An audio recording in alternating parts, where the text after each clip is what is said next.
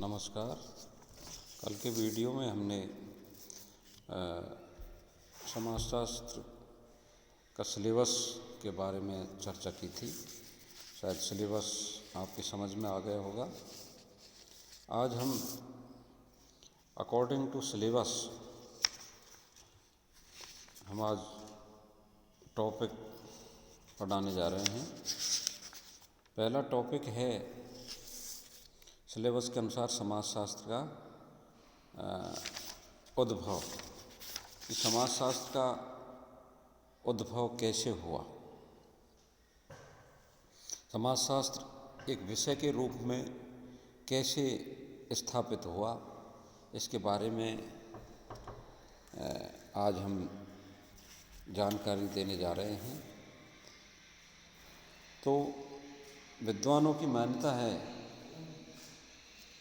कि किसी भी विज्ञान का विकास किसी महत्वपूर्ण वैज्ञानिकों, उनकी सामाजिक पृष्ठभूमियों, उनमें समकालीन उपलब्ध साहित्य आदि का परिणाम होता है। विज्ञान के विकास में जिन वैज्ञानिकों का योगदान है, उसमें वैज्ञानिक के चारों ओर विद्यमान आर्थिक, राजनीतिक, सामाजिक तथा सांस्कृतिक परिस्थितियों का प्रभाव होता है।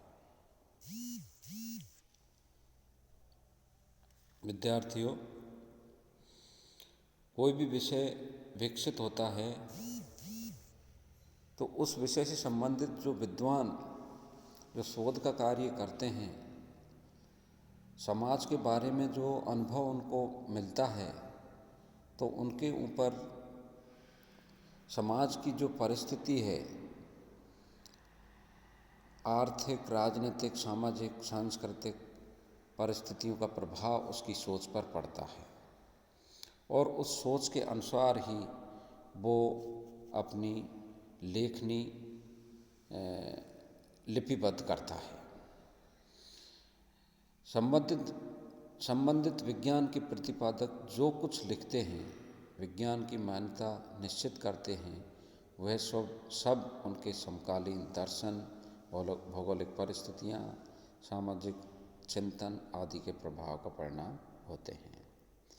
विद्वानों ने समाजशास्त्र के उदय को भी इसी पृष्ठभूमि में समझने और समझाने का प्रयास किया है।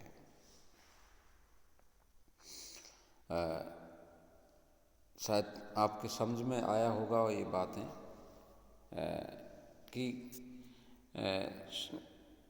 समाजशास्त्र का उद्भव किन परिस्थितियों में होता है, कोई भी विषय का उद्भव किन परिस्थितियों में होता है, उस समाज की भौगोलिक, आर्थिक, राजनीतिक, सामाजिक परिस्थितियों का प्रभाव रिसर्चर होते हैं, अनुसंधानकर्ता या वैज्ञानिक होते हैं, उनकी सोच पर उनका प्रभाव पड़ता है और उसी प्रभाव को हम यहाँ जानने की कोशिश करते हैं। उस समय का सामाजिक दर्शन और समाजशास्त्र का उद्भव। जब समाजशास्त्र का उद्भव हुआ, उस समय समाज की क्या परिस्थितियाँ थी, वो परिस्थितियों को हम जानेंगे।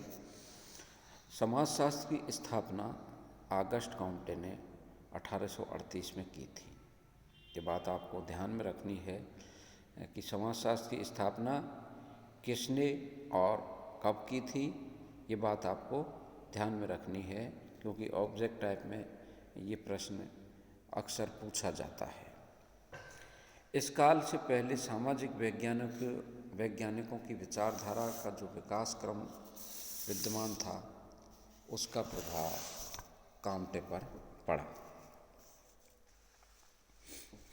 काम्टे ने सामाजिक दर्शन में विद्यमान साहित्य प्रबोधन युग, वाणिज्यिक क्रांति, फ्रांसीसी क्रांति एवं औद्योगिक क्रांति के प्रभाव के परिणाम स्वरूप समाजशास्त्र की स्थापना की थी।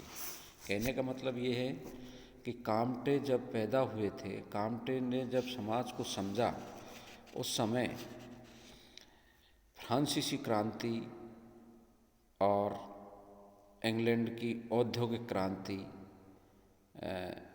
के परिणाम स्वरूप इन ऐसी परिस्थितियां उत्पन्न हुई इन क्रांतियों से, जिससे समाजशास्त्र की स्थापना हो पाई। प्रबोधन युग से सामाजिक दर्शन का मुख्य आधार धार्मिक था। कहने का मतलब प्रबोधन युग से पूर्व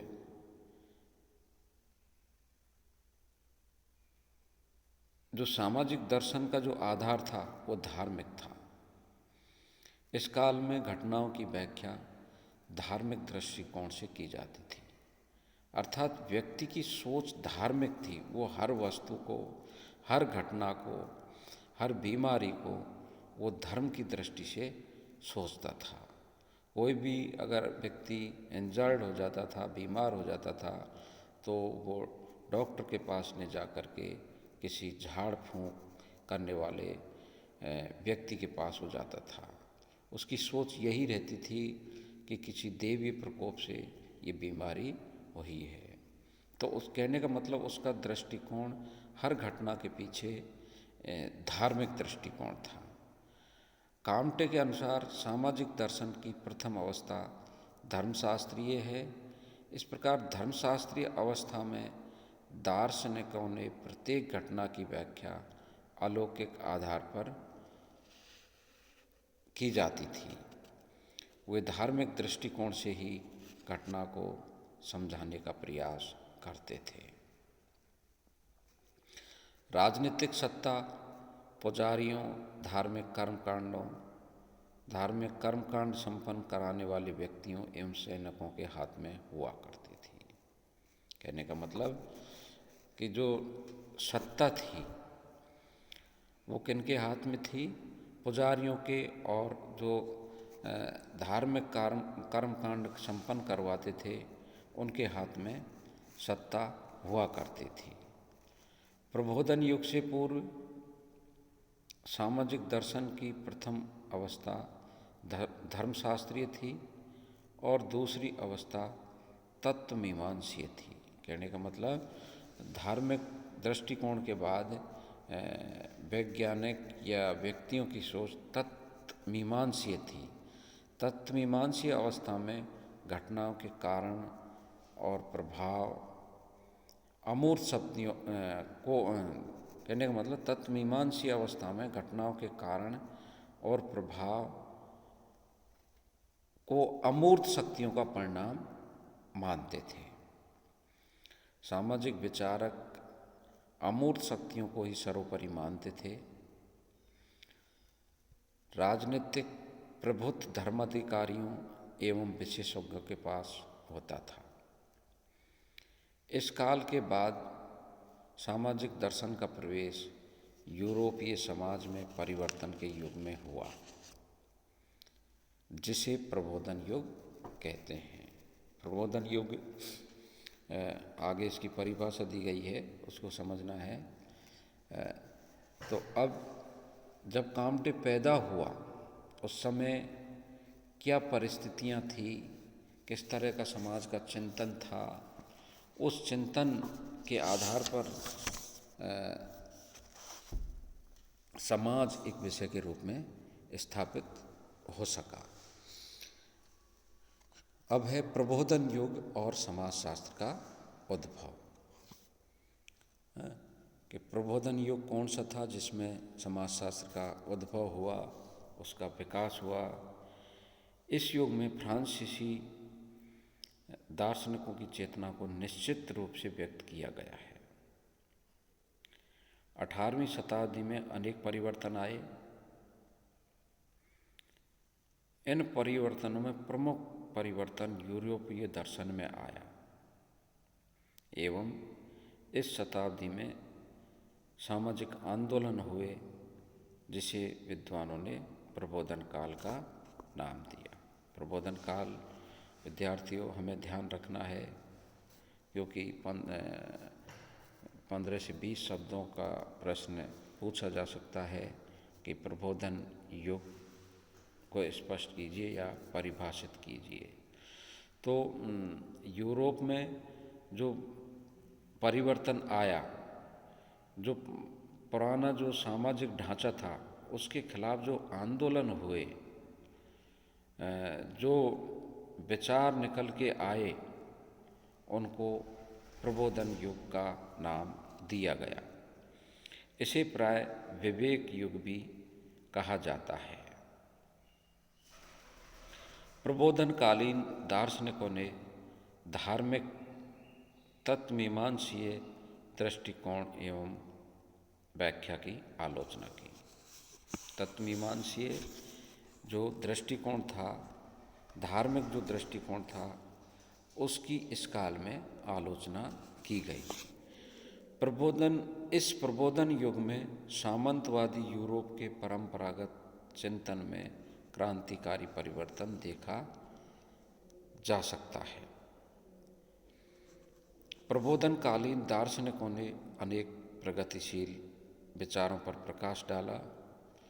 उन्होंने पूर्व परंपरागत चिंतन जो धार्मिक, आध्यात्मिक और तात्विक था की आलोचना की।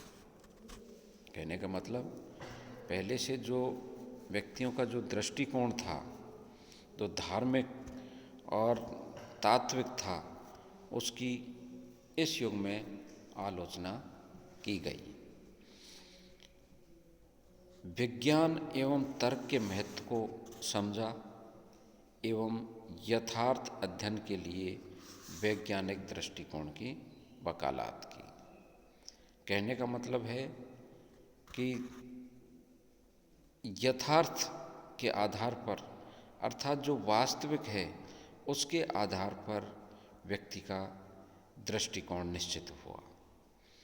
जो घटनाएं हैं, वैज्ञानिक दृष्टिकोण का मतलब ये है कि जो घटना घटित हुई है उसको ईश्वरीय न मानकर उसके पीछे कारणों को ढूंढा जाने लगा। प्रबोधन युग में विचारक जीवन के प्रत्येक पहलू पर तार्किक चिंतन करने लगे। उन्होंने व्यक्तिवादिता के महत्व को समझा। व्यक्तिवादिता का मतलब है, एक तो होता है सामाजिकता और एक होते व्यक्तिवादिता। व्यक्तिवादिता का मतलब है कि सब कुछ व्यक्ति के लिए ही है, समूह के लिए कुछ नहीं है। व्यक्तिवादिता का मतलब है व्यक्ति अपनी सुख सुविधाओं में वृद्धि करे। यथार्थ को समझने के लिए नूतन परिप्रेक्ष्य और चिंतन की नवीन रीतियों का विकास किया। पूर्व में विद्वान धार्मिक तत्वमीमांसीय प्रवृत्ति का विरोध किया तथा धर्म, सरकार एवं राजा द्वारा कही गई परंपरागत अंतिम सत्य मानने की प्रवृत्ति का विरोध किया गया। कहने का मतलब है कि जब समाज का दृष्टिकोण धार्मिक था, तब राजा के हुक्म को ही कानून माना गया। तो इस प्रबोधन युग में उस तरह की सोच का विरोध किया गया। राजा के हुक्म को कानून का दर्जा नहीं दिया जाने लगा। सामान्य विज्ञानों में वैज्ञानिक विचारधारा, प्रत्यक्षवाद, अनुभववाद आदि का विकास हुआ। प्रबोधन काल में परंपरागत सामाजिक दर्शन की आलोचना के फलस्वरूप नवीन वैज्ञानिक विचारधाराओं का उद्भव एवं विकास हुआ।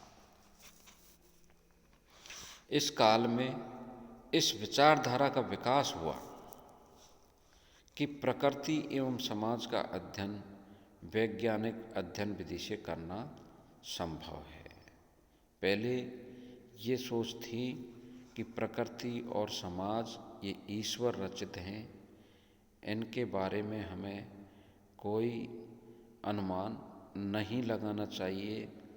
लेकिन प्रबोधन युग में ये तय हुआ कि प्रकृति और समाज का अध्ययन हमें वैज्ञानिक पद्धति से करना चाहिए। पूर्व में तर्कपूर्ण सिद्धांत जैसे विचार यूरोप में विज्ञान एवं वाणिज्य के विकास में ही विद्यमान थे।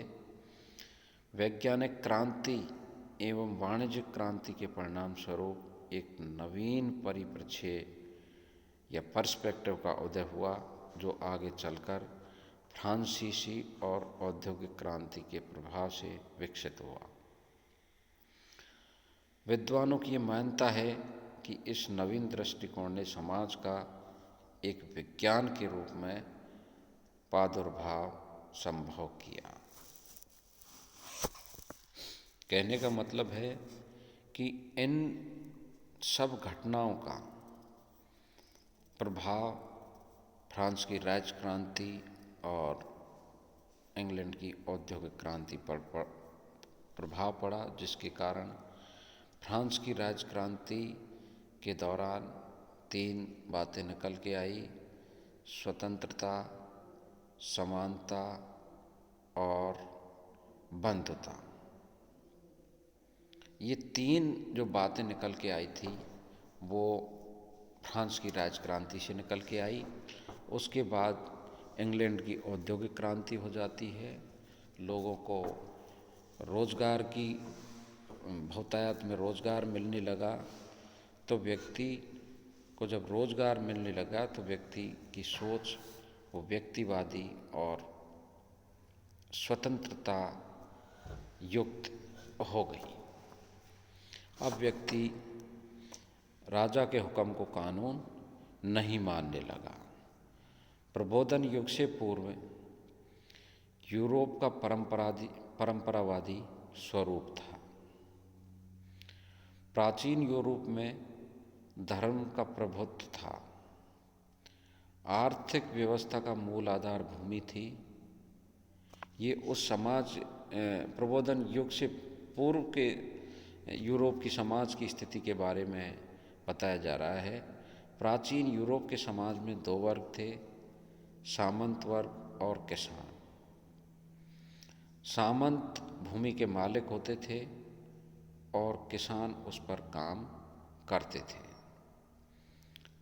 समाज का आधारभूत सिद्धांत धर्म था। क्या नैतिक है, क्या नैतिक नहीं है, इसका निर्णय धर्मगुरु या पादरी करते थे। कहने का मतलब व्यक्ति को कोई स्वतंत्रता नहीं थी अपने कार्य करने में, अपने सोचने में। इसका निर्णय उस समय धर्मगुरु या पादरी करते थे कि आपने सही किया है या गलत किया है। सामाजिक व्यवस्था में बंधुत्व संबंध एवं परिवार बहुत महत्वपूर्ण थे।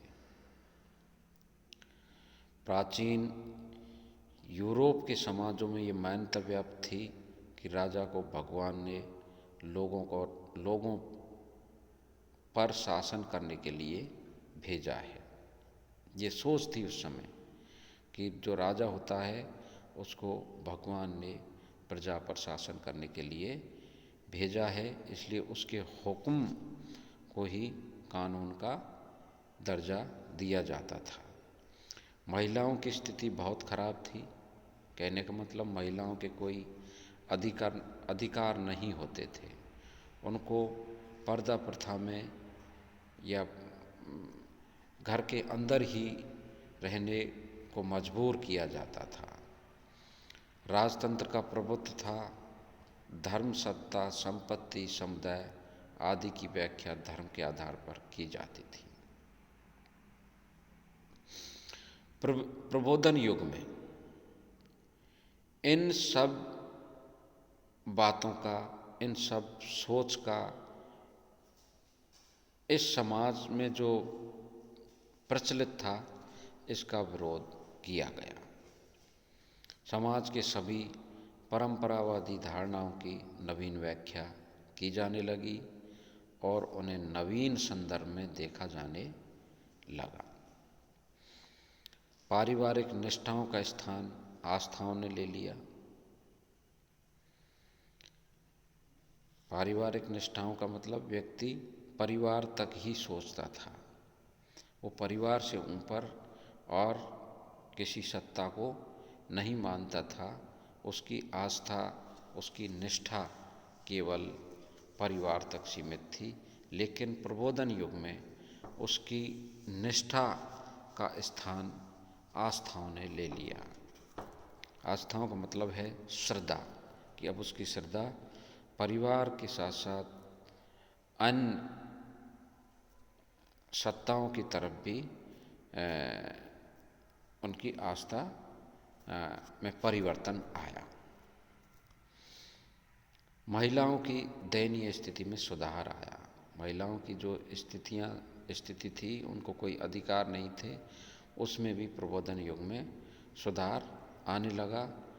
राजतंत्र समाप्त होने लगे, लोकतंत्र का प्रादुर्भाव हुआ, अर्थात लोकतंत्र स्थापित होने लगे। किसानों के लिए सुखद स्थितियां पैदा हुई, उनको नए नए अवसर व नए नए अधिकार प्राप्त हो रहे थे। कहने का मतलब उनको खेती में नए नए कानून और नई नई टेक्नोलॉजी आने लगी, जिससे उनका उत्पादन ज़्यादा से ज़्यादा होने लगा। इस प्रकार से प्रबोधन युग में परंपरागत, धार्मिक और तत्वमीमांसीय दर्शन का विरोध करके वैज्ञानिक दृष्टिकोण का प्रादुर्भाव हुआ। तो ये है विद्यार्थियों कि समाजशास्त्र किन किन परिस्थितियों में, समाज की क्या परिस्थितियां थी, उन परिस्थितियों में होकर ये विषय किस प्रकार विकसित हुआ। लेकिन इसमें महत्वपूर्ण जो बात थी वह यह थी कि इंग्लैंड की औद्योगिक क्रांति और फ्रांस की राज्य क्रांति, ये दो ऐसी क्रांतियां थी जिन्होंने स्वतंत्रता, समानता, बंधुत्व की भावनाओं को विकसित किया। और इंग्लैंड की औद्योगिक क्रांति से लोगों को रोजगार की बहुतायत हो गई, अर्थात जो कार्य पहले हाथों से किया जाता था वह कार्य अब मशीनों द्वारा किया जाने लगा। जब मशीनों द्वारा किया जाने लगा तो मनुष्य को कुछ अवकाश मिला, मनुष्य को कुछ अपने श्रम में कुछ रियायत मिली, उसको कुछ, कहने का मतलब आराम के क्षण उसको मिलने लगे। मनुष्य खाली रहने लगा और वो समाज के बारे में चिंतन करने लगा।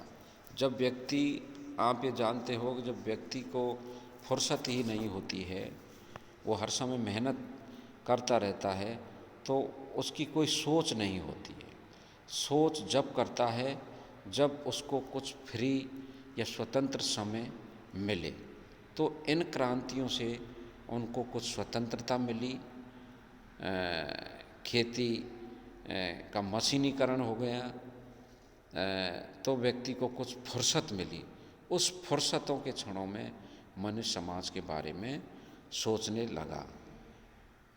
आज का वीडियो यहीं तक है, देखते रहें और सब्सक्राइब करते रहें। ओके।